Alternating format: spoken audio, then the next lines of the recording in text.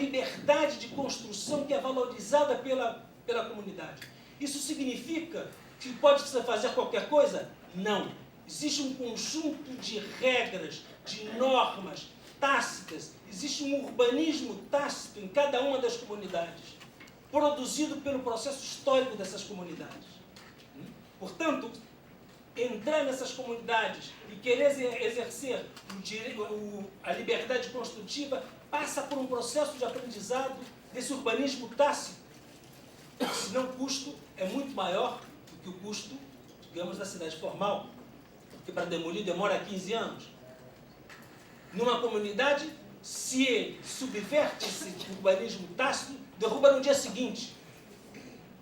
Portanto, existe toda uma arquitetura institucional que regula a vida social dessas comunidades, mas também regula o mercado informal dessas comunidades. O que eu quero sublinhar aqui é que os loteamentos, o submercado informal de loteamentos produz uma cidade difusa. Aqui, esse aqui é o Rio Bogotá, está no limite da cidade de Bogotá. E essa aqui é uma urbanização pirata, loteamento clandestino. E os assentamentos consolidados e o mercado informal nos assentamentos consolidados compacta a cidade, sobretudo com o processo de fracionamento da cidade. E um elemento importantíssimo que nos últimos 15 anos, o mercado informal das áreas consolidadas, que se divide em comercialização, compra e venda, e aluguel, ele tem mudado de composição. Há 20 anos atrás, a maior parte das transações imobiliárias no mercado informal, em áreas consolidadas, em favelas, era de comercialização, compra e venda. Hoje é de locação. A locação é um vetor de compactação brutal desses assentamentos populares. Portanto, o mercado informal dos assentamentos consolidados produz compactação e uma compactação brutal. O que significa que o mercado informal, simultaneamente, no seu submercado de assentamentos consolidados, compacta a cidade e no seu submercado de loteamentos produz uma cidade difusa. O mercado informal produz uma estrutura de cidade confusa. Se isso é verdade, e aqui digamos, os pontos vermelhos são favelas, os pontos escuros são loteamentos, aqui é uma área de difusão, na área de expansão da cidade, como o Jorge mostrou. Aqui se compacta, pelo mercado informal se compacta nas favelas, e aqui tem uma estrutura difusa informal com o fracionamento dessas glebas. O que é interessante é que o submercado informal de loteamento e o submercado informal de autoconstrução se autoalimentam mutuamente. Na medida em que... Meu tempo se esgotou, terminando. Na medida em que o mercado de loteamentos produz cada vez mais distante da cidade, isso impõe um custo de deslocamento, como o Jorge sublinhou, importante. Esse custo de deslocamento com expressão monetária vinculado à precarização do trabalho, onde o mercado de trabalho informal está nas centralidades, produz um retorno à centralidade. A única forma de retorno à centralidade dos setores populares é onde? No mercado informal, nos assentamentos consolidados. Quando essa população retorna, quer retornar via mercado aos assentamentos consolidados, como é um mercado do ponto de vista da oferta inelástico, aumenta a demanda, mas não aumenta a oferta, os preços aumentam. Se os preços aumentam, significa o quê? Isso move um conjunto de pessoas a vender ou a alugar e se deslocar ou ocupar novas terras, estrutura difusa, ou entrar no mercado de loteamento, estrutura difusa. Portanto, existe um círculo perverso que se autoalimenta entre esses dois submercados, produzindo uma cidade informal confusa. Portanto, eu vou terminar aqui uma série de slides, bonitos alguns, mas enfim, mostrando que a cidade é uma cidade latino-americana, e isso se repete no Rio de Janeiro, em São Paulo, em Bogotá, em Caracas, em Lima, Cidade do México, Montevidéu, Buenos Aires. que é uma cidade que, na lógica do mercado, na lógica do Estado e na lógica da necessidade, se produz simultaneamente como forma urbana uma cidade compacta e uma cidade difusa. Portanto, as cidades latino-americanas são cidades confusas. Bom, eu queria depois falar o que eu tenho discutido, mas não tenho tempo, que é uma teoria econômica da favela, uma teoria da territorialidade popular, mas eu vou deixar isso para uma outra vez. Obrigado pela paciência.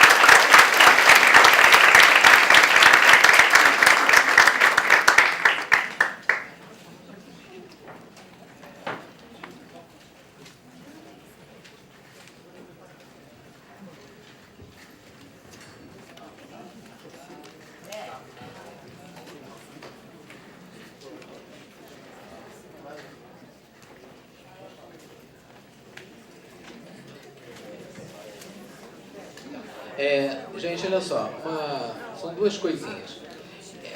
Claro que um evento assim sempre acontece isso, a gente atrasa um bocado e por acaso há um outro evento que acontecerá nesse mesmo auditório agora de noite, enfim, agora.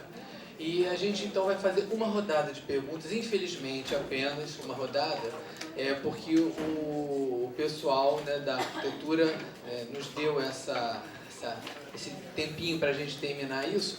Depois eu queria convidar todos para irmos juntos, agora, logo ao fim, né, do debate, vamos subir aqui para o 12º andar, não é isso? Para um coquetel de boas-vindas. A gente sobe de elevador, o que é bom, né? Então a gente sobe, bem aqui em cima é um lugar muito bonito, tem uma vista linda, né, lá de cima.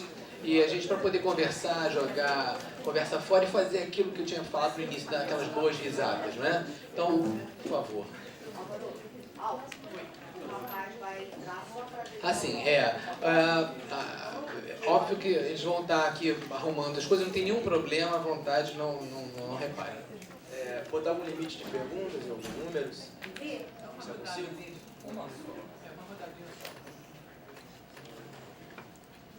Oi, boa tarde.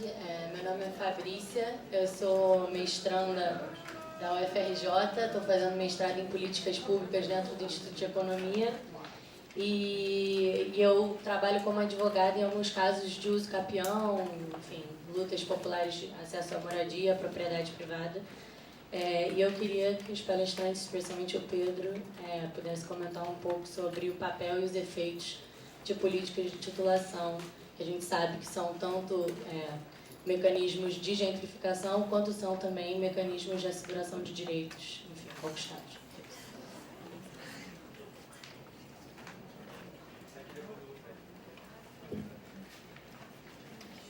Prezados, boa noite já, né? Meu nome é Gabriel, sou recém-formado pela Universidade Federal Rural do Rio de Janeiro. Primeiramente, queria parabenizar a mesa pela pesquisa de todos vocês, muito boas todos. E queria fazer um comentário especial para o professor Jorge, né, que fala um pouquinho sobre a mobilidade. Na minha monografia, eu tive um tema, né, o tema foi, no caso, migração laboral e transporte na Baixada Fluminense. Analisei tanto o município de Seropédica quanto o Tupi de Caxias, né. E a sua pesquisa, na verdade, o senhor muito contemplou os dados que eu analisei até empiricamente. Fazia parte de um grupo de pesquisa no qual nós fizemos 200 entrevistas, 100 em Seropédica, 100 em Duque de Caxias. E assim, os dados que mostram que as pessoas demoravam mais de 1 hora para chegar no trabalho não são fictícios, muito pelo contrário, né? Fazendo as entrevistas, no qual nós fazemos algumas em ponto de ônibus, outras dentro do próprio ônibus, porque as entrevistas eram longas, né? Objetivavam entender a identidade do migrante, né? A gente fazia diversas perguntas para entender várias questões aí desse trabalhador que se deslocava pendularmente, né, para o trabalho. E aí, assim, algumas entrevistas davam quase um total de 8 horas, as pessoas levavam para chegar, sair do seu município e voltar. Eu lembro que uma pesquisa em especial, o cara demorava 9 horas. O cara passava 9 horas do dia, né, saindo do seu município de Seropédica, se não me engano, acho que iria para Niterói. Enfim, demorava 9 horas do dia, estava mais tempo dentro do ônibus do que no trabalho, né? Então, Acho que isso aí evidencia o que de fato acontece. Caxias era um pouquinho menos, assim, geralmente o máximo era 3 horas, assim, que o pessoal levava, até as 4 horas por dia, um pouquinho menos. Bom, outra coisa também que eu penso muito, e aí falo um pouquinho sobre a região metropolitana, eu também quis analisar, na verdade, o foco da minha pesquisa é entender um pouquinho como é que os transportes prejudicavam esse movimento aí pendular, né? Como é que eles se configuravam nesse sentido. E aí, uma coisa que eu também compreendi na pesquisa é que, na verdade, essa região metropolitana, sobretudo, né, o que eu analisei, que foi a Baixada, nessa região metropolitana um pouquinho mais afastada, é que ela não se conecta, de fato, em termos de planejamento, com o município do Rio de Janeiro. Então, por exemplo, o PDTU, que é o Plano Diretor de Transportes Urbanos, muito pouco, né, fazia ter... Desculpa, estou falando bastante. Enfim, existe um plano diretor da região metropolitana que muito pouco se conectava, né, entre as cidades da região metropolitana. E, por exemplo, o planejamento econômico, né, em relação ao setor produtivo, também muito pouco se conectava, fazendo com que as pessoas tivessem quase a obrigatoriedade de ir para o centro do Rio de Janeiro para procurar uma forma um pouco mais formal de trabalho, né? Então a centralidade cada vez mais se exacerbava, sem uma tentativa de tentar ter uns empregos ali mais próximos, né, perto de Seropédica, naturalmente tendo menos tempo de mobilidade aí durante os seus dias. É isso. Queria falar mais coisas, mas eu sei que o tempo está curto. Obrigado. Não, eu sei. Onde a gente valoriza muito o debate, infelizmente a gente teve essa limitação. Não, eu sou meio prolixo também. Não tem problema não. Obrigado.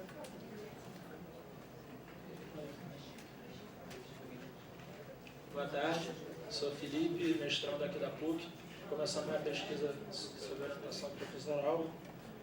Vou fazer uma pergunta que foi motivada principalmente pela fala do Pedro, mas os outros palestrantes podem se sentir à vontade para contribuir também. Queria saber como são produzidas essas inovações que atraem no mercado imobiliário, né, pelo que eu entendi, a partir de diferenciações espaciais, e como se dá esse processo até que eles se tornem modelos de sucesso. E aí eu entenderia um pouco como uma banalização desse espaço sem considerar essas especificidades. E como atuam a lógica do mercado e do Estado, se elas são totalmente articuladas, e como essa lógica da necessidade sobrevive ou se ela teria algum horizonte frente a essa coalizão de poderes hegemônicos.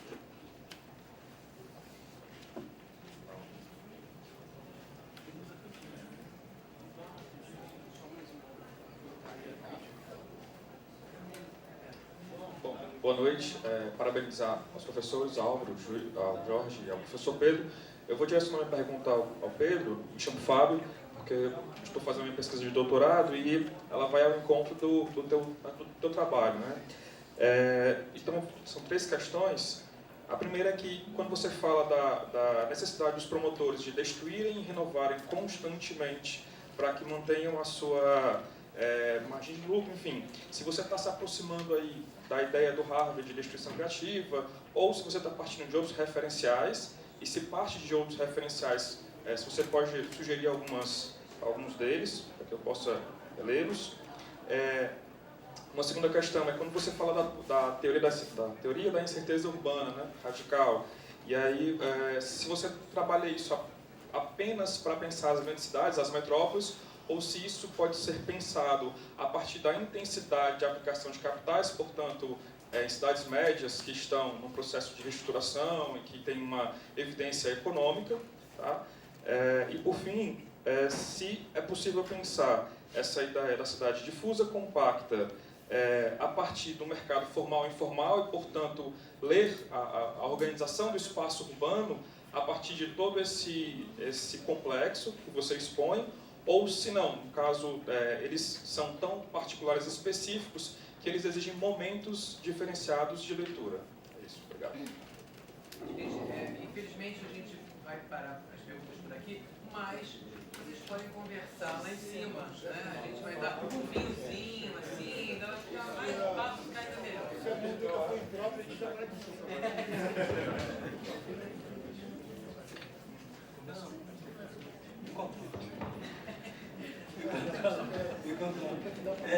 Pedro, ou incontrolável. Eu vou começar pela do Fábio, porque para mim é mais fácil. a ideia do Harvard de destruição criativa não é do Harvard, é do Schumpeter. E eu uso muito o Schumpeter, vou fazer publicidade no livro, que chama-se Cidade Caleidoscópica, que você pode encontrar, editora Bertrand. Nesse livro eu faço uma longa discussão sobre a tradição schumpeteriana e neo-schumpeteriana e como ela pode ser apropriada pelos estudos urbanos. Acho que o Harvey ele se apropria de forma, digamos, tímida dessa perspectiva, digamos, schumpeteriana, que introduz a dimensão do longo prazo, da rigidez, da inércia e, portanto, da ruptura capitalista aos determinantes demográficos e físicos no seu processo de reprodução ampliada do capital. Né? O Marx dizia, no capítulo clássico 23, ele dizia, bom, o capitalismo ele tem que se libertar no seu processo de autoexpansão dos determinantes demográficos. E o Schumpeter, de uma certa forma, vai dar uma resposta a isso do ponto de vista das materialidades de longo prazo. Vale a pena fazer essa discussão interessante. Segundo, incerteza urbana radical. Outra vez é uma reapropriação de uma perspectiva pós-keynesiana, onde a incapacidade de prever o futuro produz novas racionalidades de decisão. E aí eu te remeto outra vez ao mesmo livro, onde tem uma discussão sobre isso. Essas novas racionalidades de decisão, sobre localização do espaço, rompem com a teoria clássica, neoclássica, de economia, que faz o trade-off entre acessibilidade e consumo de espaço, e dá uma outra dimensão às decisões de localização que são pulverizadas.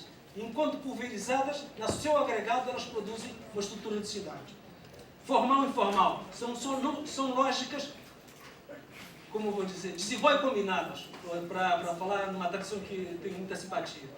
Então, elas têm uma autonomia relativa, mas elas se articulam. Portanto, o formal e o informal estão intimamente articulados. Um exemplo concreto, o mercado informal, hoje, em favelas, rouba a demanda do Minha Casa Minha Vida. Se você for para uma favela e passar a pesquisa, como eu faço, como o Jorge faz, o pessoal do Observatório faz, você vai ver que uma parte importante das preferências residenciais dessas famílias não é no formal, mas se manter no informal. E eu te digo uma taxa de estudo empírico, a mobilidade residencial mais importante, de mudança de domicílio, portanto, nas favelas é intrafavela. Intrafavela, ou seja, as pessoas não saem da favela para o formal, ou do formal para a favela, ou de uma favela para outra favela. É uma lógica interna que se articula, processos de mobilidade social diferenciados na favela, que se repercutem em termos de mudança de residência, de domicílio. Rapidamente, Fabiana, essa é uma discussão enorme, tem políticas de titulação, você tem, digamos, a tese do Hernando de Soto, que titular te permite ter acesso ao crédito, falida, tá certo? Todos os estudos sobre o Peru, de onde ele mostram que não é evidente. E a discussão sobre segurança jurídica da posse é extremamente complicada. Por quê? Porque titular significa gerar uma cadeia hereditária. Portanto, uma sequência hereditária. A estrutura de família que se encontra nesses assentamentos populares é uma estrutura de natureza nova. Uma mulher tem filhos de 4 pais. Se você vai titular, você titula quem? O pai reivindica uma parte dessa titulação porque ele também tem direito à posse. Os filhos do pai com uma outra mulher também têm direito a essa posse, a essa propriedade. Portanto, discutir hoje políticas de titulação é introduzir uma discussão da nova demografia, da novo perfil de família nos assentamentos populares, que é extremamente difícil, não é nada fácil. Introduzir, por exemplo, não mais a titulação individual, mas a titulação coletiva, é um problema de longo prazo e o México demonstra isso. O México tem uma estrutura dos ejidos, que eram os antigos comunidades indígenas, propriedade coletiva, e que hoje são espaço da produção da informalidade nas grandes cidades mexicanas.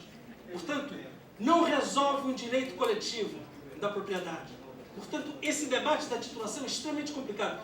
Terceiro, e rapidamente, nas prioridades, quando você faz pesquisa nas comunidades, titular está lá embaixo como prioridade. Não é uma prioridade para a população que mora. Ou seja, a resistência popular é um mecanismo efetivo da segurança jurídica. Tu me corta. Não, corta. Não vou falar mais nada. As duas perguntas, deixa para o Vinho. Deixamos para o Vinho. Rapidamente, vou dar uma rapidinha para você.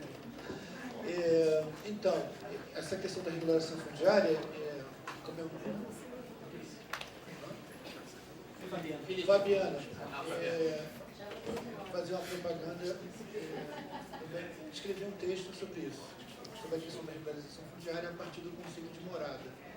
Ou seja, tem que mudar o conceito, né, de habitação, de propriedade, de terreno, para construir um outro conceito para pensar a regularização fundiária, que incorpore todos esses elementos e outros mais, por exemplo, a laje. Minha família mora numa favela, das primeiras favelas do Rio de Janeiro, que é a favela da Quinta do Caju. Houve um processo lá de regularização fundiária e apenas 15% foi regularizado. Isso significa as dificuldades, inclusive, das leis vigentes para a regularização fundiária, mesmo a mais formal possível. Portanto, não é questão, é uma questão importante para o movimento social? Não. Quando a gente chega nas favelas, essa não é a questão mais importante nesse momento, porque eles têm formas de apropriação do uso que estão acima de determinadas regulações, porque eles têm as suas próprias, né, que as fazem valer. E a questão da mobilidade, né, que eu me esforcei não só ver essa questão, né, dos moradores da periferia, que têm esses deslocamentos diários, né, e que também transporte ineficiente, de baixa qualidade, né, o trabalho precário, enfim, mas também tem que ver aqueles que moram próximos, né, de avenidas principais, bem localizados dentro da cidade compacta e difusa, não é isso? E que tem um processo de reprodução, de ligação da sua mobilidade com uma apropriação do uso da cidade. Né? Então, isso parece que é uma questão inerente, né, dessa distinção, que eu chamo de distinção territorial de direitos. Né? Então, ela não é uma questão só da periferia, mas é claro que isso não significa, e eu deixo bem claro para você, né, não é uma renovação da teoria da segregação socioespacial, não é isso. Né? Porque os pobres aprenderam desde cedo, né, que se movimentar na cidade é uma estratégia fundamental para a sua existência. E aqui eu me despeço. Muito obrigado pela atenção.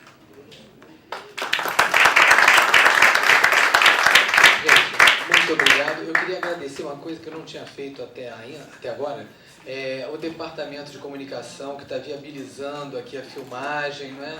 A gente vai ficar registrado, a gente vai poder depois disponibilizar esse debate no site, o que vai ser muito legal, né? O simpósio vai estar no site depois.